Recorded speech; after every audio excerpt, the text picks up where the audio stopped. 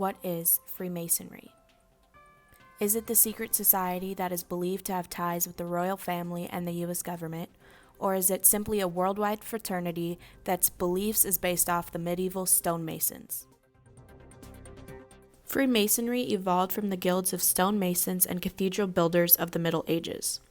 With the decline of cathedral building, some lodge workers, known as masons, began to accept honorary members to support their declining memberships. On June 24, 1717, John T. de la Gouliers, a member of a lodge, met at a Goose and Gridiron with 3 other lodges and helped form what is now known as the premier Grand Lodge of England. This is the first recorded, organized meeting of the Freemasons. John T. de la Gouliers went on to be named Grand Master in 1719 and is known as the father of modern Masonry and credited with lodge's early success. A Masonic lodge is a place where Masons gather to conduct their formal meetings. Like Christians, Freemasons believe in congregation. A lodge is not always a physical building, rather the people that they meet with, but most of the time in Freemasonry, there's a formal meeting place. A lodge is where Masons meet to get inducted as a Mason, where they earn their degrees to move up the ladder in authority, and where they participate in a corporate prayer. To get inducted as a Mason, there's many steps that must be taken.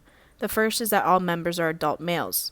Another is that all men must believe in the existence of a supreme being. Members acknowledge this, but not all members believe in the same one. It's noted in Masonic law, Masons join in a corporate prayer to their supreme being, known as the great architect of the universe. However, when they pray, they are envisioning their own ideology of a supreme being. When speaking with religion, this is consistent with the deist philosophy, not a Christian philosophy, which is what Freemasonry is often associated with. In a Masonic lodge, those in authority are known as deacons, wardens, and the highest in authority being known as the worshipful master. These roles play more of a CEO effect than a spiritual leader, but are gained through what they call degrees. The worshipful master oversees the advancement of members through their degrees. Each Mason will go through 3 basic degrees, known as the Entered Apprentice, Fellow Craft, and Master Mason.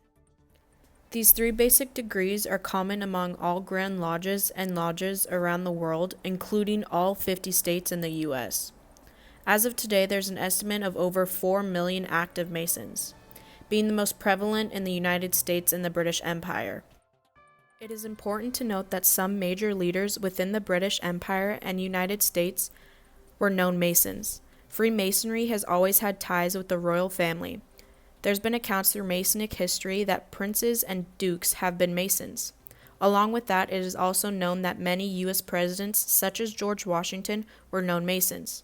George Washington once said, "Being persuaded that a just application of the principles on which the Masonic fraternity is founded must be a promote of private virtue and public prosperity.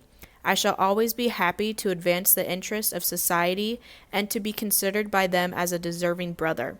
Knowing that these men were Masons, some would conclude that Freemasonry has had an impact on government around the world. When mentioning presidents and Freemasonry together, it often leads people to go down the black hole of the conspiracy theory of the Illuminati. But since this project is not a conspiracy theory project, we're going to skip over it. With the basics of Freemasonry down, we can move on to its major beliefs. In simple terms, Freemasonry can be described as a theology that believes in a supreme being, with each Mason being able to find their own selves and their own truth, depicted in stories told throughout Masonic law. As stated before, this follows a deistic belief along with the secular and humanistic belief in believing that each Mason is able to find their own truth. The first story that is a baseline for Freemasonry is found in the Old Testament account of the building of Solomon's temple.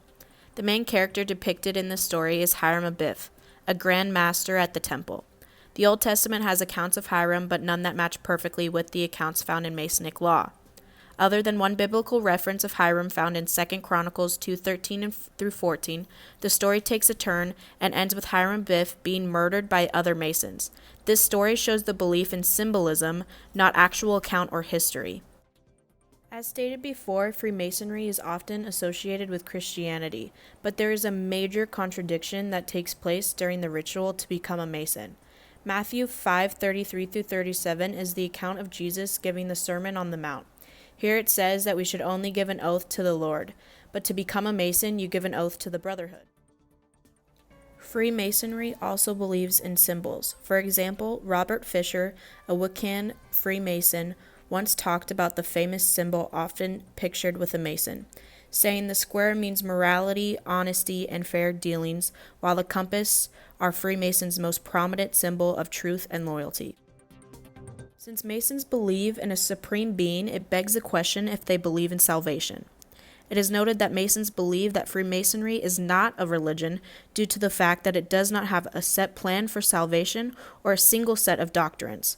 However, the Master Mason degree says to imitate Hiram Abiff and accept him as a messenger sent from the Supreme Grand Master, and upon doing this, you'll be taken to heaven.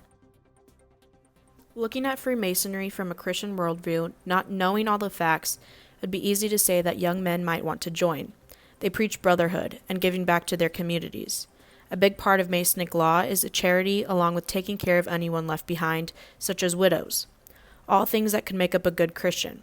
However, in 1 Corinthians 10:20-22, Paul gives us a warning about mixing religions and demonic nature.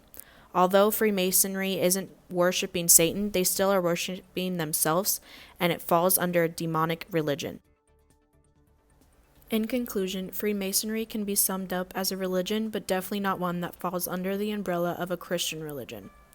There's parts that are unknown to the world and will stay that way due to the stonemasons keeping secrets to be protected, the founding fathers. Masons are still found around the world, having an impact on business and day-to-day life, and thriving off the unknown factors that comes with Freemasonry.